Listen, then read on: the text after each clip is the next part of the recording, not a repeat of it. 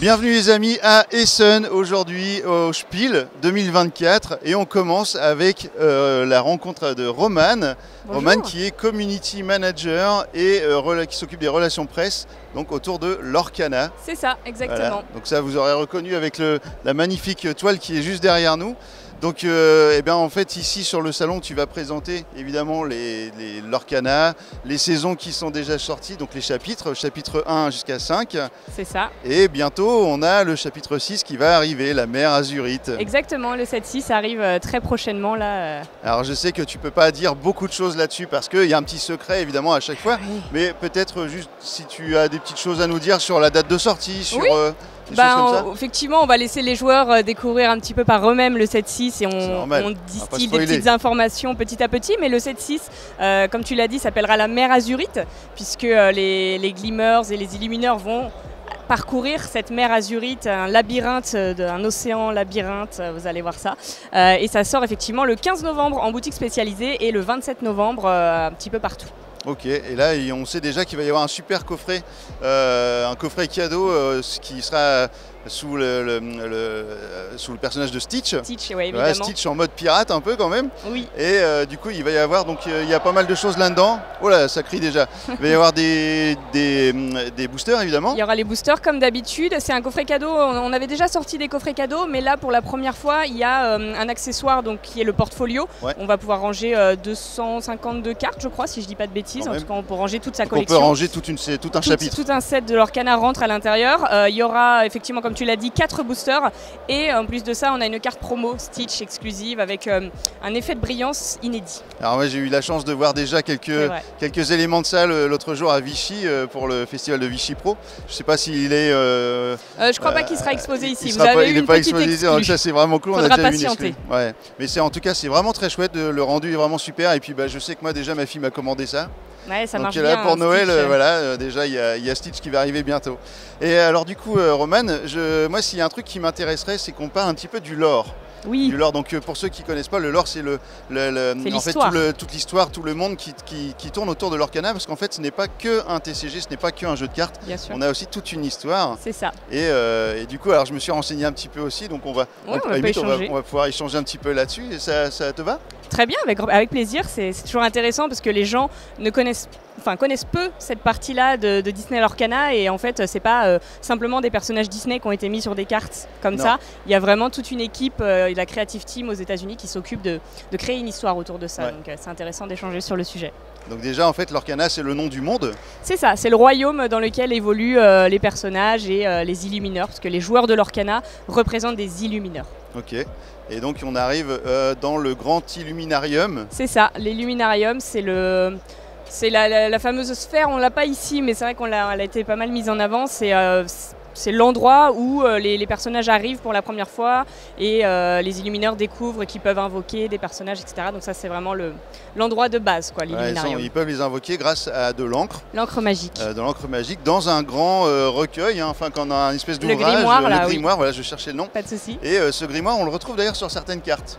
Oui, on a le grimoire sur certaines cartes je ne sais pas si tu avais été à Cannes, on l'avait fait aussi en représentation. Oui, je l'avais vu. C'est un truc important dans l'histoire de l'Orkana parce que c'est ce qui permet aux Illumineurs du coup d'invoquer des personnages, c'est grâce au grimoire. Alors du coup les Illumineurs invoquent des personnages, donc on a 3 sortes de personnages, trois familles en fait. On va avoir les Storyborn. Oui. Donc ça c'est si tu veux. Oui, parce que les storyboards c'est quand les Illumineurs ils invoquent du coup ils invoquent des Glimmers. En fait on dit des personnages mais ça s'appelle des Glimmers. Ouais. Et en fait les Glimmers c'est pas forcément que des personnages, ça peut être aussi des objets, des lieux, sûr, etc. Des artefacts. Des objets.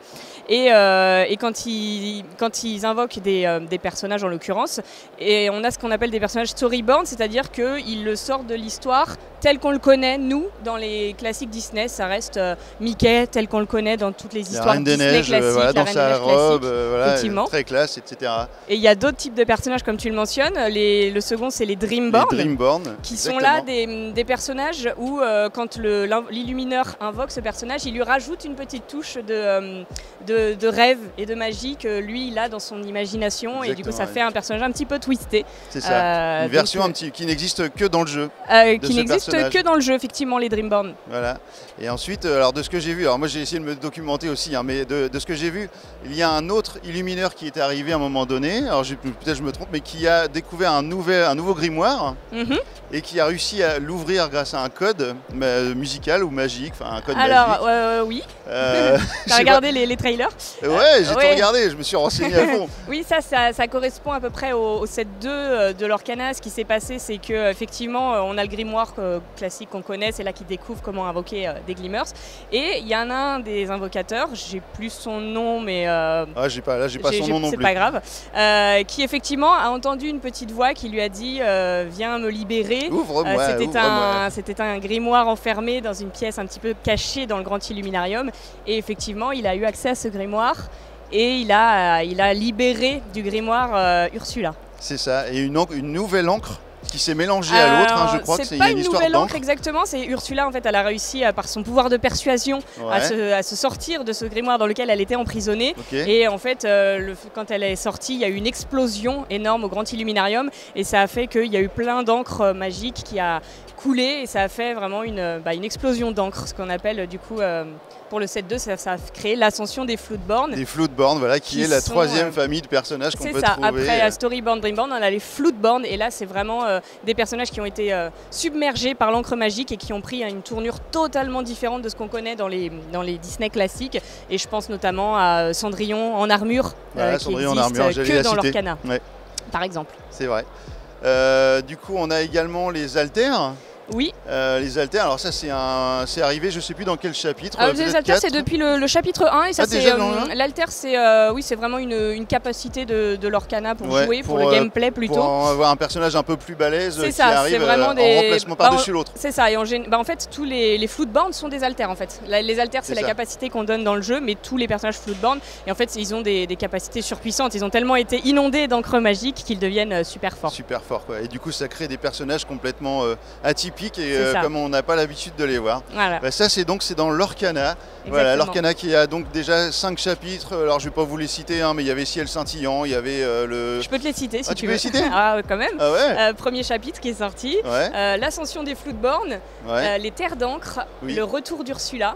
Et Ciel Scintillant, comme tu l'as dit, et la mer Azurite qui arrive en novembre. Très bientôt. Et en plus, il y avait également une boîte d'Ursula qui était sortie, qui permettait d'avoir un mode solo. Un mode solo et un mode coopératif. Et en fait, ça s'inscrit encore une fois dans le lore de l'Orcana, puisque quand Ursula, elle s'échappe de ce grimoire, son but à elle, c'est de prendre possession du royaume de l'Orcana, et le but des Illumineurs, c'est de l'en empêcher. Et du coup, grâce à la quête des Illumineurs, on va aller battre Ursula et essayer de l'empêcher de prendre possession du royaume. Ursula, c'est un personnage important dans l'Orcana. C'est un personnage important. Elle a récupéré le triton de... Le trident de Triton. Le trident, pardon, de Triton. Il y avait la couronne de... J'ai perdu le nom La couronne d'Exasor, effectivement, qui est un item... super bien tout. Finalement, oui. Tu vois, finalement, t'avais un peu peur, mais tu connais très bien tous les termes. Je connais bien le sujet, finalement. La couronne d'Exasor qu'on risque de retrouver à suivre. Voilà, dans la mer Azurite. J'en dis pas plus, mais c'est resté aussi dans Ciel Scintillant, ce qu'on fait attention. Lisez en bas des cartes les petits flavor texts, on ne fait pas souvent attention parce que ça sert à rien dans le gameplay de l'Orcana, mais pour toute l'histoire. Ça raconte l'histoire. Voilà, ça raconte une histoire et la couronne d'Exasor est assez présente. Ok. Et alors, il y avait un truc que tu m'avais dit à Vichy, moi je savais pas, et en fait, effectivement, quand on cherche, on en trouve. Il y a plein de petits Mickey cachés. Oui. Plein de petits Mickey cachés dans les illustrations. C'est ça, il y a des petits détails cachés par les illustrateurs et c'est assez rigolo d'aller les chercher. Amusez-vous, il y en a en général. Moi sur Ciel Scintillant, je me souviens, j'en ai trouvé une par couleur d'encre. Donc une petite tête de Mickey, peut-être qu'il y en a plus, je sais pas au courant de tout. Parfois c'est pas facile, ça va être un nuage, ou ça va être des boutons, ou ça va être... C'est génial, j'adore. C'est trop bien. Des reflets dans l'eau, ou je ne sais quoi. C'est ça, exactement. Donc, écoute, merci Romane. Avec grand plaisir, super. Merci à toi. Et en tout cas, je vous invite à découvrir très bientôt donc, le coffret numéro 6, c'est le chapitre numéro 6 de l'Orcana, et puis bonne partie à vous autour de ce TCG qui semble quand même incroyable. Je vais pas te dire le contraire. Voilà, et bonne chasse au lore. Merci. Pas au lore, si c'est les lores. Si, on va récupérer des éclats de lore. Des éclats de lore, voilà. Merci. On est maintenant sur le stand de Ludus Magnus, je suis dans ma maison, regardez, c'est marqué Ludus Magnus ici. Alors si vous suivez la chaîne, vous savez que Ludus Magnus, j'en parle souvent puisque c'est la maison d'édition de Black Rose War Rebirth. Il y avait eu DEI, il y avait eu plein d'autres jeux, il y a Nova Etas dont je vous en ai jamais parlé parce que j'ai pas la boîte, mais il y a plein de jeux qui sont vraiment super cool chez Ludus Magnus, et notamment donc comme je vous disais les Black Rose War, ça c'est vraiment super. Et là du coup on a eh bien, la nouvelle boîte de Black Rose War Duel après le Lex, eh bien, vous avez celle-ci, hop là, qui est donc la nouvelle édition, le nouveau design avec, hop là, avec 2 personnages totalement nouveaux, ici 2 sorciers nouveaux. Et en fait, on est thématisé sur l'univers de Cthulhu. Et vous avez des nouvelles mécaniques. Alors évidemment, j'ai pas encore joué. J'ai eu un pitch fait en anglais par quelqu'un d'italien.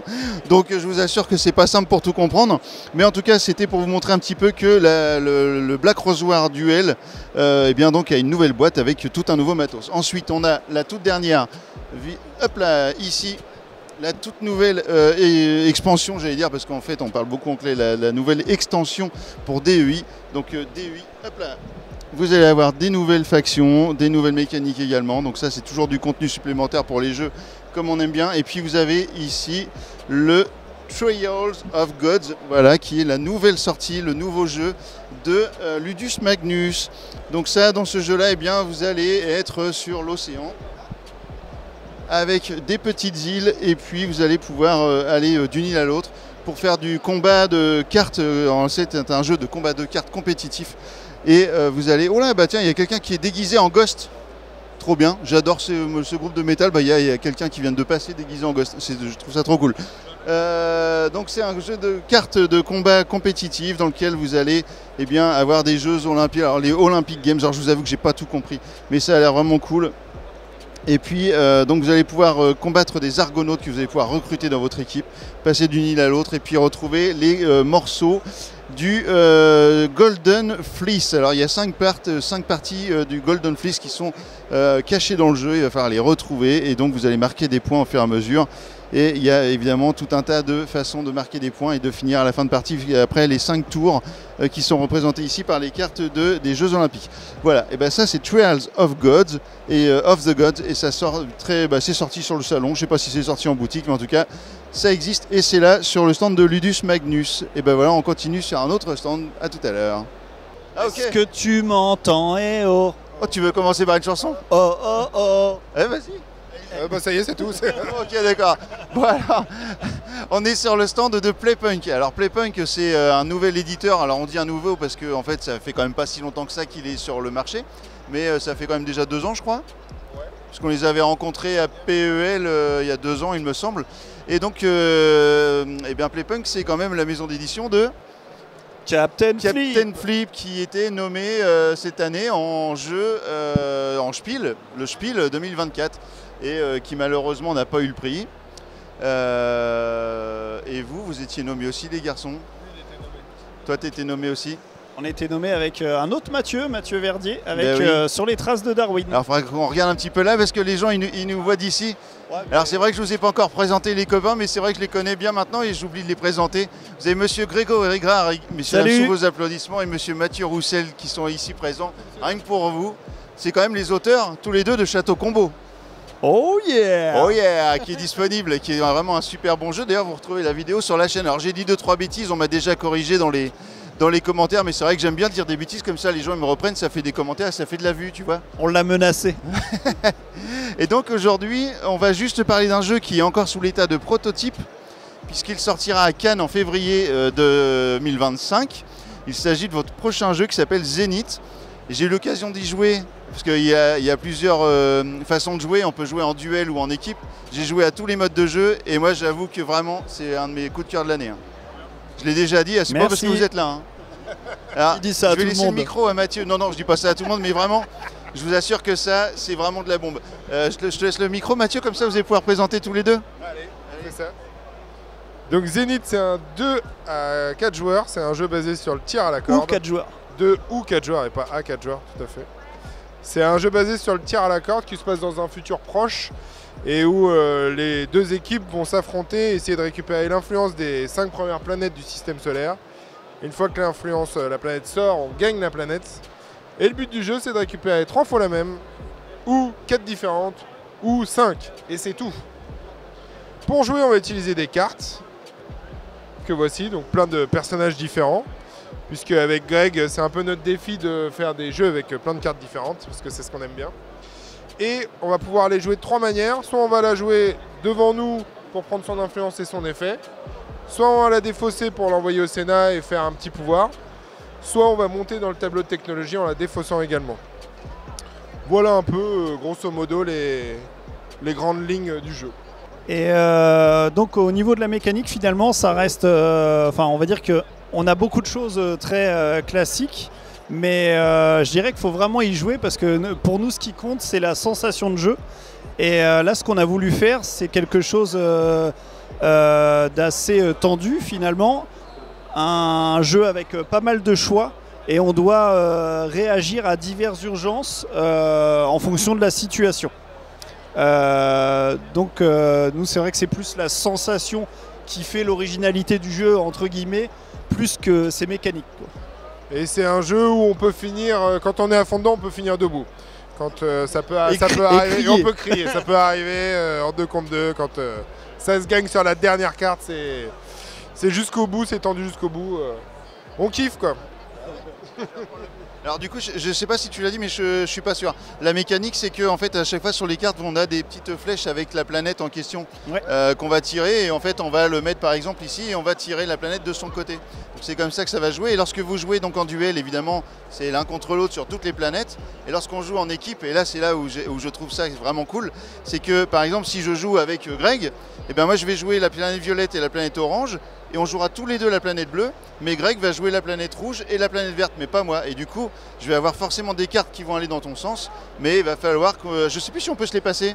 Il y a un truc pour pouvoir se faire du... Là, en fait, on a ce petit plateau-là, c'est le plateau diplomatie.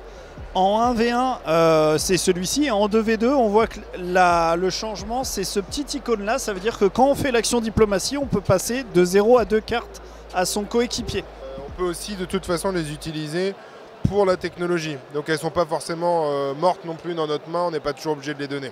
Ça, parce qu'en fait, dans le coin en haut, en fait, à gauche, à droite, pardon, vous avez les petits symboles qui vont vous permettre d'utiliser vos cartes sur telle ou telle piste de technologie. Donc avancer, obtenir des bonus, etc. Et c'est vachement important en fait d'aller aussi ici en fait. Si on se concentre que là-dessus, bah, il y a peu de chances qu'on y arrive, quoi. On va s'épuiser. Ouais. Ici, c'est plutôt vraiment la partie rush. Mais ça peut arriver, il y a des parties qui se sont gagnées en n'ayant fait aucune technologie. Par contre, la technologie c'est lent, mais en fin de partie ça va être très puissant puisque une des subtilités de la technologie c'est qu'on recascade tous les effets. Donc quand tu fais le niveau 5, tu vas faire le 4, le 3, le 2, le 1, brrr, tu vas tout envoyer à la fin. Ouais, du coup, à chaque fois qu'on en fait un, effectivement on va regagner, on va les rebonusser, on va dire, on va les recapter, quoi. Donc voilà. Et en fait, moi ce que je me suis aperçu lorsqu'on joue en équipe, c'est qu'au début on a tendance à croire qu'on va jouer sur la planète qu'on a en commun, et en fait pas du tout. Et finalement, c'est sur les 2 équipes qu'on était, personne n'a joué sur la bleue. Okay. C'est marrant ça. Enfin, du coup, et on tirait vraiment dans notre sens et on se filait les cartes pour essayer de jouer sur les autres planètes. Mais la bleue, en fait, vu qu'on savait que les autres pouvaient la contrer facilement, bah, on jouait pas dessus. Donc, ça dépend pas mal des parties, effectivement. Sur le 2v2, oui, ce que je voulais rajouter, c'est que c'est marrant parce que quand on a proposé le jeu au Playpunk, c'était une petite variante. Et en fait... pour nous, c'était vraiment un jeu de duel. Et alors, je sais pas pour Mathieu, mais pour moi, maintenant, je préfère jouer en 2v2. Donc, mais ouais, mais carrément. Ça a été développé. Et les Playpunk nous ont vraiment bien aidé là-dessus pour développer le jeu. Il y a eu 2-3 idées de trouver vraiment malines. Et ça fait que lorsqu'on joue en 2v2, il y a vraiment la discussion qui prend le pas sur pas mal de choses, quoi. Comment on va au mieux collaborer. Je pense que le truc important, c'est que les 2 joueurs jouent à la suite dans l'équipe, contrairement à pas mal de jeux où on est en croisée. Là vraiment les 2 jouent à la suite et décident dans quel ordre ils vont jouer aussi. Donc ça amène des discussions à moi j'ai un super coup à jouer mais la carte elle coûte 10, donc si tu peux me récupérer de l'argent pour que je puisse la poser, etc. Donc c'est une expérience différente. Et l'autre truc important, c'est que les 2 joueurs peuvent communiquer comme ils veulent, ils ont le droit de tout se dire, mais l'autre équipe entend, on n'a juste pas le droit de se montrer ses cartes. Donc ça permet aussi, si on est trop explicite et qu'on dit bah, au tour prochain je pourrais récupérer la planète Jupiter, les autres vont l'entendre et ils vont revenir dessus. Donc il faut en dire, mais pas trop non plus, ça c'est cool aussi. Ok, bah écoutez, voilà, je pense qu'on a déjà bien fait le tour de Zénith. Donc c'est chez Playpunk. Alors Playpunk c'est quand même créé par Thomas Provost et Antoine Boza. Si vous ne savez pas qui sont ces gens, je vous conseille fortement d'aller regarder un petit peu sur internet, vous allez forcément trouver des choses sur eux. Ils sont pas mauvais. Et puis l'avantage quand même, je trouve que c'est vraiment c'est quelque chose de super pour vous, c'est que Playpunk c'est vraiment un éditeur qui pousse ses jeux au maximum quoi. Et du coup le jeu là Zénith il va être poussé toute l'année prochaine, et là on a du Captain Flip partout, l'année prochaine ça va être du Zénith partout. C'est ça. Donc là je profite de vous avoir tout de suite parce que pour l'instant vous n'êtes pas encore les stars à paillettes devant le stand, mais l'année prochaine je crois qu'il va falloir que je paye si je veux les interviewer, donc du coup... Jamais. Bah ouais, en plus je pense que tu as des costumes à paillettes. S'il faut, je mettrai les paillettes. Bah merci les garçons. Bah merci à toi. Bah, c'est toujours un bonheur de vous voir, et puis bah du coup je suis bien content d'avoir fait cette vidéo là avec vous. Et Zénith, donc rendez-vous à Cannes en février 2025 pour avoir les boîtes sorties de Zénith. Voilà. Alors, on joue ou quoi? Bah alors, bah ouais. Bah on joue quoi? Mais non, c'est pas ça. Non, pardon. C'est tu. Tu joues quoi? Bah Je sais pas encore. Bah toi? Bah oui, moi. Bah non, toi. Bah on quoi?